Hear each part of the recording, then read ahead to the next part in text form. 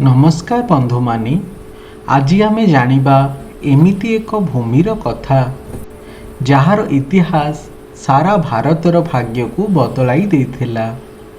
से भूमि होउची आम ओडिशा।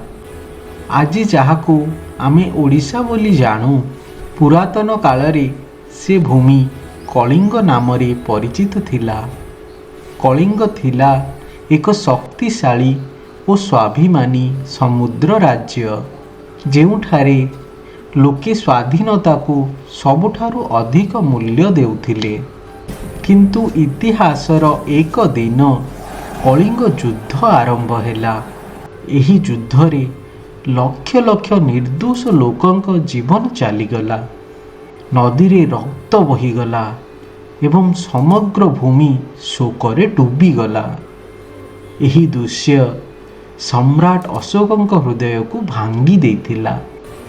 कलिंग युद्ध पर सम्राट अशोक अस्त्र छाड़ी धर्म और शांतिर पथ चयन कले।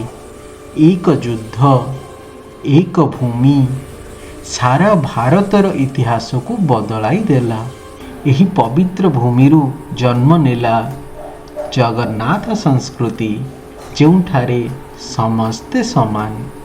कोणार्कर सूर्य मंदिर पुरीर महाप्रभु जगन्नाथ ओडिशार आत्मा को परिचय दिए।